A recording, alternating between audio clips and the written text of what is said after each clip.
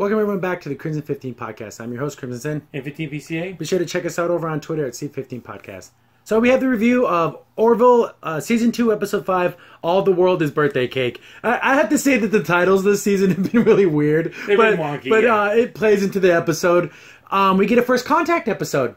And that's something that we were discussing this amongst ourselves. Like, there's a lot of the, quote-unquote, the rules that we don't know. Because in Trek, you have to be a warp society. Yes. Here, it's as long as you make, like, a message. And it reaches, yeah. And it reaches a ship, and then you have to answer it. Which is vastly different from something like Trek, because technically we've done that.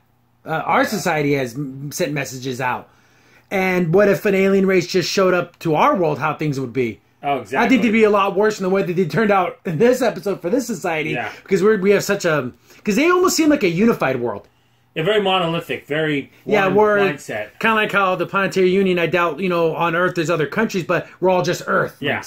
They seem to be the same kind of way. They didn't show any other places, but I'm assuming in the episode they did mention country, but I'm assuming it means their whole planet. Yeah. That's what I'm assuming. But so they get we get to meet our new security officer. What's her name? They only said it maybe once or twice. I totally forgot her name. I do not remember her name at all. She's all right. She's not a Lara. Okay. I liked the Lara because she was almost like, to me personally, she was like the kid sister. The little sister, yeah. She was very youthful, young. Yeah. This one, she's a little bit more older, a little bit more sure about herself. Yeah. And maybe a little too sure. A little too sure of herself. Not to knock that. I'll get used to the character because I loved Lara so much. It's just, I thought she was just a little more pushy. A little more rough on the edges. Yeah, but she's alright. She's pretty cool. The first thing when they introduced her, she talked about how she punched her cat. I'm like, oh, well, what's this? Well, it turns out they met this one race of people, and they're a very female patriarchal society. Matriarchal, yeah. That means all women are the rulers, basically. So she punched me like she was in charge of the ships. They can help repair. They were like on life support or something like that. They were on the edge of everything. So it made sense there, I guess. That was pretty cool. I thought, again, thinking quick on her feet, she realized, I had to make it look like I'm in charge. Yeah. Because, as soon as they thought, a woman's in charge, fine, we'll help you. Yeah. So, like, they make it like, the men hurt underneath you. That was a fun little side story. I'm glad at first second I'm like, wait a minute, she's not going to turn out to be actually, it wasn't anything it didn't take that step. But, no. So, They get that message from that one race. It opens up with them, and it's like, first, what are they discussing? Yeah. I always think the worst, like, are they inventing some type of weapon to kill people, some type of genocide thing? No, it was just, do we send a message out? Yeah. And then, then the Orville happens to be the first people to get that message. Yeah, exactly. And then before they get or whatever, the Captain Merch saying, Kelly, it's your birthday next week. Why don't you go tell Boris? Why don't you tell Boris? And she goes, well, but I don't want to do it. He does it. It turns out to be Boris's birthday. They're like, they're very close together. And they're like, let's have like 2 birthdays in one or whatever. And then Boris like, no, I don't want nothing to do with that. Yeah. And then freaking Malloy's like, because you're going to get less stuff. You have replicators. Why would that matter? Why do we care that would make sense in the real world, but not in this situation. But even then, you're an adult man. Why do you give... That's Malloy. That makes it funny. What are you, a little kid? But of course, Malloy would think that. Yeah. And he's like... No, I do not. Goes, is this an order? Like, no, then no, I don't want it then. If you make me do it, I'll do it. It's my day. I want it to be my day. It needs to be all about me, no one else. But, so that it's funny how that plays into this whole episode. Oh, yeah. But you forget about it because you thought, it's just a silly thing. Yeah. They get that first contact, and it's like, so how do they handle this? Yeah. Well, they just kind of make a couple communications, and they go down to the planet. They give them landing coordinates. Yeah, so I'm like, oh, wow. Like, they're going to see alien races because it's the Captain, Kelly... the new security officer, again, I forget her name. I'm going to have to look it up, and it's going to take me a while for me to remember it. And Bortus. So they're seeing things they've never seen before. Yeah, Finn was down there too, Dr. Finn, yeah. And that's pretty cool. Like, in this alien race, they kind of like silver skin. Kind of maybe a cool fish. Kind of. Like scales of some kind. But nothing too spectacular. And then when they're talking to the prefect who's in charge of this, I'm assuming the whole planet. Their president or whatever.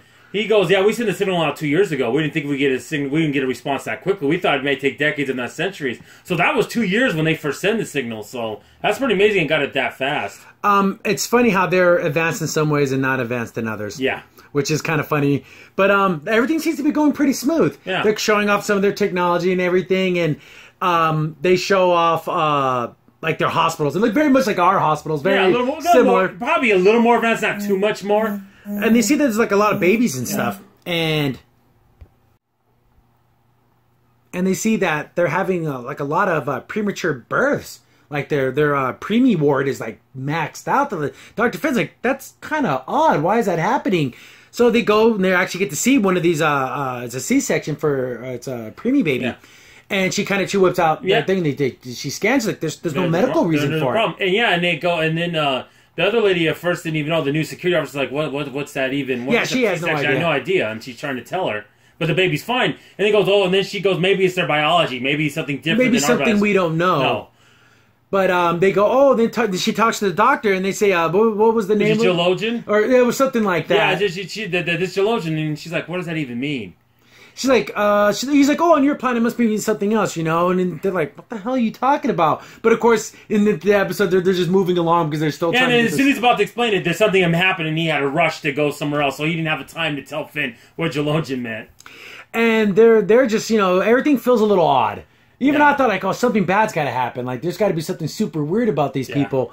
But they're having, like, a big state dinner, like, welcome our new friends of the stars. And Mercer gives this really big speech about when we open up to the universe. Like, it's a really, really good speech. And he's like, I just plagiarized, like, 10 different things. That's what he told Kelly afterwards. That was great. Yeah, 10 different things. So they're having, like little small talk. And then this race is like, they're talking to the new security chief. And she's like, well, I understand that your people have special abilities, can you show us something? And then she grabs like this solid steel candle thing and just she goes, is this invaluable to you? Nope, just makes it like that almost. Oh, the cities look great. They show some of the cityscapes look really, it's cool. Amazing how they really stepped it up when it comes to that too. But at the state dinner, they're just chatting along and like everything like, wow, first contacts never go this smooth. But of course, you jinxed it, man. You jinxed it. And then Kelly's like, it's my birthday in a couple days. And it's going to be Boris's birthday in a week, and it's the best birthday gift we could have had first contact. And they're like, what? And then like basically guards rush in, guns drawn and everything. Like, whoa, what the hell happened? How dare you? How could you bring them here? You put us all in danger. And Captain Mercer's like, what? I don't know. How did we offend you? Did we do something wrong? How could you not know? Or whatever. Take them away. Take them to themselves. I'm like, whoa. Then I'm thinking in my mind, a million things are going through my mind. I'm like, something with their birthday. They obviously don't care that they're aliens because they were cool with it. They didn't so I'm like, what could it possibly be? It must be something completely, like, my mind was, I couldn't even put my finger on anything. It was like, weird births. They don't like birthdays. First, he thought maybe it was something to do with natural births. Yeah, that's what I was thinking too. Yeah, or something about genetics or something, but it is literally the most unscientific thing of all time.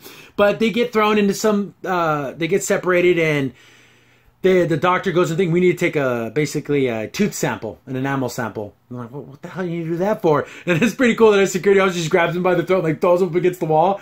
And then the captain's like, let him down or whatever, because she's like, I'm not going to let you stick some weird device in my captain's mouth. And I don't know what the hell that's going to do. Yeah. But I thought it was kind of cool that their security on this planet, they have P90s, which are the same weapons that they used in Stargate SG-1. So I'm wondering if that was a little... They even kind of dressed like them because they're kind of like commando-looking guys. I wonder if that was a little call-out to that. Probably. And the P90, that machine gun, is just a cool-looking weapon. It just has a futuristic look, even though technically it's not futuristic at all. It just has a cool look to it. But they take the tooth samples from everyone. It's like, what could they possibly learn? Yeah, that's so weird. And they get the test back, and they're like, we confirmed their birthdays. They're like, why would that matter? They're like, what's going on? And then he starts naming off things, like these weird names. Like, we got 2 of these, 1 of these, and I guess it's all, like, astrological signs, like how we have, like, Aries and Gemini and Pisces and all that. But they do in astronomy, like their zodiac. Basically. Yeah, whatever their astrological signs are, and they use that like a caste system. Yeah. If you're born under X symbol, that means you're going to be a politician or something. You're born under this, you're a criminal. You're born under this, you're going to be this or that. Yeah, you're born in Geologian, you're a criminal. That's how they see it. So in this world, they're advanced, but they have that super archaic way of a weird caste system. Because they seem to be a pretty good society when it comes to like... their city's futuristic. They have, looks like everything's clean. Doesn't look like there's any pollution. And the crime's probably super low, but still. They have this archaic, crazy way of putting people, and they're stuck there. They're that way forever. Like, you can never get out of it because you were born under whatever these stars told you. And they're like, the stars never lie. Yeah, and Finn's the one to figure it out. Go, wait a minute, Captain. I think this is on the astronomy. And he's like, what? Yeah, everyone's like, what the hell is that? Like, and it's so funny because to the people on this planet, it's almost like, you're from the stars. How could you not know? Yeah. And it's kind of like, it's not necessarily, it's kind of like a knock on religion, but not really, because they don't have like they didn't make it sound like they have gods or anything. That's more science than it is religion. And a weird science, but taking it in a funky way. Yeah. It's also like they're putting their values on the rest of the universe, and you're the one that trying to make contact with other worlds. You have to be willing to accept things. They make that things like you're going to be making contacts with thousands and thousands of different races and beliefs, and when you sent that message, you were telling yourself that you were ready for this, and obviously you're not. Wow. So I'm thinking, how the hell do they think they're going to get away with taking two freaking they're union officers, and it's going to be cool because they basically send them to an internment camp. Yeah. So anyone born this way has to go to these camps. Yeah. So they confirm the birth dates. Everyone's okay, you can just go now. Like literally, they believe in these astrological signs so much they will let you just go. Yeah. So they get back to Orville, and it's like, well, they're going to contact the Planetary Union. It's really funny. Yeah, it's Ted Danson. Yeah, it's Admiral Ted Danson. Admiral Ted Danson, damn it. That's cool. And he kind of basically says, well, we're playing on their rules. We have to find a diplomatic Especially way. at first contact, we don't want to screw this up. You can't go in guns blazing. Because I'm thinking, just fly the Orville down there, just take it out. Yeah, but they're not going to want that. But here's another cool thing, how McFarlane made sure not to have teleporter technology. Because how easy would it be to beam them out? Yeah. Of course, they always come up with some way. Oh, they have a dampening field, and they can't get them while they're in the actual camp. Yeah. But it's cool that it doesn't. You can't solve a lot of problems without teleporting. And their uniform is very gray. It has that weird feel to it. Paramilitary look to it. Yeah. So they're trying to figure out. They get to the camp, and it's very. Just like an internment camp, just like you see like a World War II movie. I'd say that. Yeah, I would probably say like more like mix between a German and like the American camps that we did to the Japanese. Yeah, like that, pretty much. Japanese. So like wooden huts, everyone sleeps. There's like 50 beds in a room, and they basically there's the guy who's like basically like their Colonel Kurtz. He's a freaking piece of crap. This guy, he's like, oh, you're all nothing but the geologian trash, and he's an awful dude. And you can tell he probably enjoys kind of torturing these people and everything. It doesn't get too deep into that character. You just know you hate this guy's guts. He's a piece of garbage. But we find out they've been down there for a while, and they've been trying to figure out a way to get... No, it's been a month later. It's a month later, and it's like, holy crap, they're still down there. Because they're trying to figure out a way to get them out, and they don't know what to do. They're researching their history, everything that could try to... give them an answer. I remember you brought up how, like, in Trek, they really research the society. Yes, they do, yes. Before they... See, this is the fault of the Planetary Union. Maybe you should have found out a little bit more. Maybe kept it just text communications. But it's so sad. If Finn just would have got that answer from the doctor, she'd have told him, okay, guys, we're not talking about birthdays. Everyone shut your mouth. Yeah, exactly, about birthdays, but... Keep it to your damn self. But they even get orders from top brass saying, hey, you guys got to get out of here. We'll send a diplomatic... ship, but the Orville needs to be back in rotation. You got one more day. That's it. Basically, you have one day to figure this out, and they're scrambling. And we get a subplot where while they're in the encampment, there was a pregnant woman and her husband. They get kind of like harassed by this other guy trying to take their food, and then Bortus and Kelly steps it up and gets in this guy's face, makes him go away. And you don't want to mess with Bortus. That's an alien. I don't want to mess with this guy. He would fight Kelly, but you see Bortus, he's like, I don't want to mess with this guy. He's a freaking badass. Yeah. Then this lady's pregnant. Of course, she thanks him and everything. She's like, is there any way anyone's ever tried to get out of it? Like, why would we want to leave? She's like, because it's a prison? No, we were born this way, and it's for our own safety and everyone else's safety. Because we have violent tendencies, and then Boris goes, you don't seem violent to me at all. Oh, it's deep under her skin. But you can say that about anybody. Yeah, that's true for everyone. Everyone has the potential for greatness and for evil and for good and for bad. But they're so ingrained in their society, they love being here in a weird, sick kind of way. Insane. But so it's like that. They couldn't even mount a resistance. No, and the thing is, the first part of it is when where the sign of geologian happened, and then after 30 days, it became a new sign where it's like the best sign to be under. So if you're born under that, you're going to be a future leader. So if your kid's born that way, they probably send them to the best schools, give them all the best equipment, every opportunity is afforded to them. That's pretty screwed up. So that was the reason why there were so many premature births, because no one wanted their babies born to go to jail. No. So they were literally having their births happening sometimes even a month early. Yeah. Just to make sure that they wouldn't be born. And that's more dangerous for the baby. And the mother. Yeah. But they didn't care. That's how much they're ingrained in this. Yeah. And they're in their little ready room talking about this. Like, how can they be so advanced in one way and be so unadvanced in another? But that's alien races. that's how things evolve. That was that one little quirky thing, like, oh, okay, that's weird. And that would totally keep them out of the union. Like, they could never join. No. Because of that kind of belief system, they could never do anything with it. But they start thinking, what maybe there's something that some type of event happened to make them believe that this stars made this, but they couldn't find anything. They went back like 1,000 years and they couldn't find anything. No event, no. So our security chief, our new one, when everyone left the waiting room, she was there by herself, and she started thinking. There must be something up with this constellation, the way that it's thing. So she ends up goes to the bridge, hey, can you do a scan? Like, search for black holes. And they find one, and that's swallowed one of the stars, and they saw that as a bad omen. So anyone born under that sign... That was I think 3,000 years ago in their society, so that really traumatically changed everything for them. So you're evil and bad because something evil and bad happened in the sky 3,000 years ago. But they're thinking, well, how can we use this information? Well, how can we use this to manipulate to save our people? And they come up with the plan. But I was even saying, I'm like, hey, just fake a star. Yeah. They're not going to know any better, dummies. So they come up with this idea of basically using kind of like a solar sail to reflect the light to make it, for all intents and purposes, it will look exactly like a star to their scopes. And they can basically put a algorithm in there, so whenever it receives a sign from like their scopes, it will send back it saying, oh yeah, I'm really a star. Wink, wink. Don't worry about it. Yeah, you know, right? And they're not advanced enough to actually go there. Not yet to find out. So that they're coming up with this plan at the same time that Kelly and Bortus are like, okay, because that woman ends up giving birth. Yeah. And Kelly helps her through the birth and everything. And it was a really cool scene because it's like, okay, I need you to push. And she's then it was funny before she asked Bortus, can you help me with this? Well, did you lay eggs? Okay, you're not going to help me, Bortus. Yeah, Bortus gave birth once, but it ain't nothing like this. But Kelly talks her through it and everything, gets her through it, and she has a baby. But that baby's born under that new sign. So, and the husband, just like me, is like, well, let's give him the baby because they'll take her and she'll have everything. But the mom didn't want to give up the baby. I was like, no, the baby needs her mother. But living in a freaking internment camp, eating scraps and... Obviously, sometimes they cut the rations. Yeah, because they mentioned that they're going to cut her rations sometimes. Yeah. A baby can't go without food and stuff. So, I mean, there's our moral question right there. I'll even put a poll up. What's better?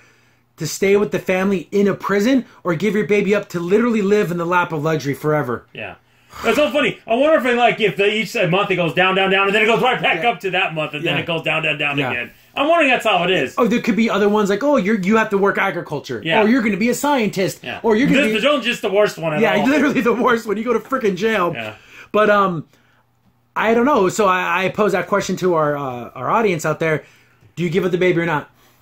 I think I do. I think I do. I do. It'd break my heart every night. Yeah. I'd probably cry myself to sleep every night. Because when they had the quick inspection, because they're looking for contraband, they hid the baby underneath there.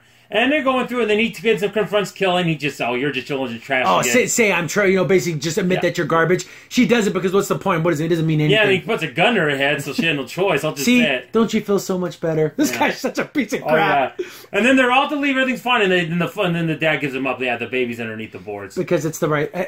It's not the right thing to do. It's the best thing to do for the baby's survival. Because living in basically garbage... they have nothing. They barely have enough food for themselves, let alone having to sneak extra food. What if the baby's sick or something like that?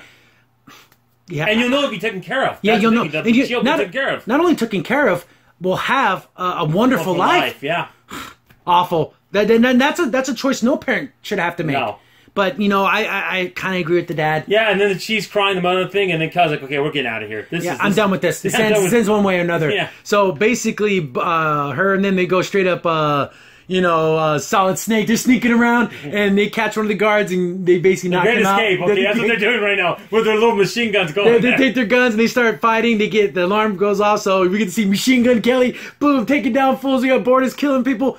But they killed 10, 15 guards? 49 people. They get the front gate open, but then a whole bunch of basically armored vehicles show up. And that guy comes out of the thing. They're done. They basically... It's funny because all this is happening while they're setting up that solar sail, so they don't even know. Well, they think they're on a time crunch. They think that they'll leave, but they don't realize how desperate the time crunch is now. Because they're going to put him to death now. They're going to have firing squad. They tied him to some posts, and they're going to use him as an example. Yeah.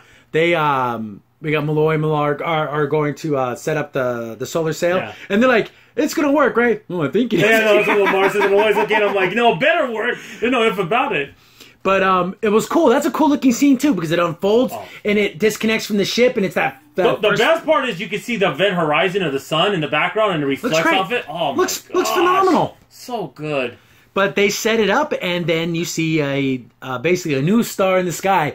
And right before literally seconds before yeah, because Kelly even says, "Hey, your guys are worth something. Don't let anyone tell you you're worth more than what they say." Yeah, always remember that. And she's like, "Okay, here we go. Get down again." Yeah. Borda's straight face. He's a stone cold killer. He don't care. Bring it on. Yeah, exactly. But the star appears in the sky, and someone noticed it because that's all they do is probably look at the stars. And even their premier, their president guy, is looking up at the sky and he can't believe it. And they have like a ministry of astrology, basically. Yeah. They call an emergency meeting of the cabinet. It's a freaking star. But the way they treat it, it's everything. It's sacred to them. So it is their religion to them. them. The return of that star meant, that sign is no longer bad. Yeah. So they literally changed all their laws because of a light in the sky. And everyone's released from the camps, and they can just go to normal society now. So Kelly and Borda send it back on the ship, and they have their belated birthday party. About a month, yeah. And it's on the bridge, and it's so stupid because we get a surprise, and then Malloy made like a little cartoon of you get those little stupid memes, you put your faces on them. So stupid. Boris and Kelly, they're like dancing and everything, and then playing song "Celebration Time." We got to see Boris's family. Yeah, Clyde is all laughing at it. Boris doesn't think it's funny. This is funny. He's like, it's humorous, and then you can even see that their son's laughing too. Yeah. So that was really cool. I like that. Hopefully their marriage is better. That looks like it is. But that's really funny. He's out there. The stupid little cartoon kid's like slapping his ass. It's so stupid. And they kind of have a fun little moment. And Captain Mercer, our new security chief, and he's like, you went above and beyond. If it wasn't for you, they wouldn't have figured out this whole star thing. But she proposed and she questioned. She goes, "Was the right thing to do? We're changing their society." She goes, "What happens when they find out? Like they're not going to find out for a long time, and by the time they do, hopefully they don't care anymore. Well, they're more advanced enough where that doesn't matter." And even Captain Mercer's like, morally, I don't know. We save people's lives. See, again, that's that question Orville posed this week, where you can see both sides of it. Was it right? But again. Crimson made a good point saying, well, maybe they'll realize these people aren't violent once they're in society. Yeah, they'll realize, because if it takes them, let's say, 100 years before they develop technology... But then what doesn't matter? They didn't do anything wrong. So maybe it was the right thing to do, Anyways. It was cool. I liked it. And then basically the end of the episode ends and, Kelly and Mercer, they're kind of like, like a happy birthday type thing. And it was nice. It was a nice, fun, nice episode. It wrapped up really easy, but it had some moral questions. Who are we to tell a society how to run things? That's always going to be a thing in sci-fi. Well, I thought it was also good, too, when in the middle of the episode it showed Kelly's boyfriend saying, we can't leave. We got to save her. He's like, this is ridiculous. It's like, our weapons are way powerful than this. That's exactly why we can't do that. Can't do that, no. Because that would forever change that society even worse than doing what they did. I do agree that with the Union basically saying, hands off, leave. I guess they had to say, you're our military vessel.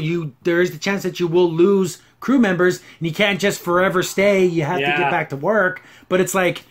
But I like how, this is a couple of episodes we've seen now where they've stayed a while for things. Mm-hmm. Sometimes months. I mean, that just tells you right there.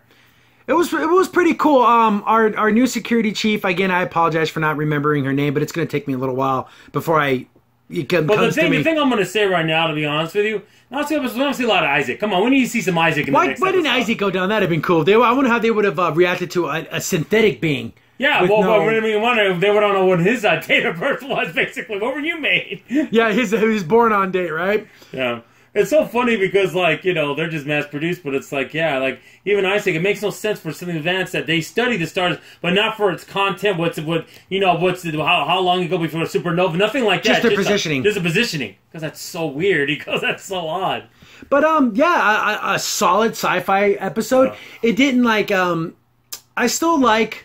The episode. The one before, I think, was a little better. Everything's nothing left on Earth excepting fishes. I think is a little bit better. But this is another good, solid episode where you can put it in the library of episodes, saying, "Hey, this is a cool episode." I'll watch it a few more times. I'm gonna watch it. The thing that's interesting to me too is how I said, how they don't do the Star Trek approach in studying these people. They would have known that. See, that's the thing. I think. But the one time I say I think Star Trek does it better than Orville when it comes to that. The first contact policies. Yeah.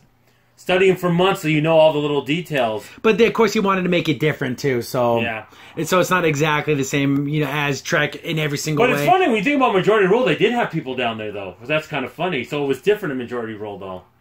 Because I guess they haven't made contact yet. Yeah, so they were still trying to. Yeah, because they didn't send out a signal. Yeah. So a purpose signal of, hey, come find us. They might have picked up like regular just. But it's so funny. They're so stoked in their beliefs. They thought everyone's going to think the way they do. That tells you how fanatical it is when it comes to astronomy. It's funny, but again, we don't know how certain people believe certain things, and if it's a whole society, a whole planet believes in it so much that people who are wronged by it even agree with it. I'm almost wondering, like, if the other crimes don't even matter at that point. I don't know. If it's so... Because, again, they still let them go after they killed 8, 9 people. It's crazy. That's crazy. Those people are dead. They weren't like laser rifles. No, those were bullets. Those were machine guns. Unless they saved them. I don't know if they did or not. Let's hope they did. But I think they were Dr. Finn, like that one episode. Yeah, killed some people. Well, she had to save her family. Yeah. You gotta do what you gotta do. Yeah. She's a doctor. She's a mom first, and she's gonna save her kids. Yeah. But yeah, see, this episode goes right up with that episode. Just another good, solid episode. Oh, good adventure episode too. A solid like B+. I like it. Yeah, it's 8.5, easy all day long. And again, that's just a society where they thought that maybe they could have been ready for the next step. They're just not. No, they got a ways to go. But we have a new security officer. Definitely better than our elephant trunk man. Maybe they made him so bad that this one's not so bad in contrast. They made you hate that guy because he was so irritating and just like over the top, like kind of gross. So this one's definitely. But I think fans of Allura are gonna want Allura back, and it's gonna take a while. It's gonna take a while. She's nice. She's good. It's just that I got used to Allura's voice in her canter, and she had like a little sweetness about her, like a nice this girl's definitely more of the rough and tumble version. Yeah. I want to see them fight. Fight for your position. But, pretty cool. I like this episode. Make sure you guys are leaving comments because we do a comments response video. Wednesday, following Wednesday. The following Wednesday. So share the videos. Let people know we do comment reaction videos because those are our favorite. And the more comments, the better. I think there's a lot of good discussion to be had in this episode. A lot. About first contact protocols, about what to do if international intergalactic incident like this happens. And again, did they do the right thing? Did they do the right thing by tricking them? And I think but it's still so a lot of good questions out there. Do you like the new security officer? I'm thinking we're getting a lot of good comments on this one, and we're gonna have a lot of good discussion back and forth. I think this might be our longest video today when it comes to because last one was an hour. Whew. But definitely. Do you have anything else? Another thing I want to say I thought was interesting is how literally that this whole society is based on an event that happened 3,000 years ago and how it's predicated their whole life, like how everything they have and everything. And like I said, even when they first contact, everything seemed fine, but then seemed a little off too at the same time. For a society that's so thinking like that, why would they want to go to the stars? It's weird. It's like it almost seems like it's sacred to them. So why would they even? It's just a weird dichotomy there. That's why maybe at the beginning of the episode, remember how people were kind of hesitant? Are you sure you want to do this? Because what if you do find something? Yeah, see. But definitely cool. Definitely a lot of cool moral grays here. Yes. Because it's not right what they're doing, but we're supposed to go into every planet and tell them the right way to do stuff. Exactly. Yeah, but definitely. I'll actually make a little interesting parallel when they found the episode. I don't remember of some Next Generation where Data finds this girl where her planet's gonna go die, but she had a call for help, and Picard said, "I guess we have to." She's calling for help, and this is when Pulaski was the doctor of the ship, and he says, "We should always interfere." Okay, what if it's a plague? Absolutely that. What if it's a civil war? See, exactly. See, you keep on going down that. You pick a side. Yeah. See, you can't do that. We're an advanced society. We shouldn't be interfering. See, it's like. But at what point we're all sentient beings, though? Yeah. Like you have the right of being a being that cares about other living creatures. You just sit by, and it's not an ant farm where you're just watching.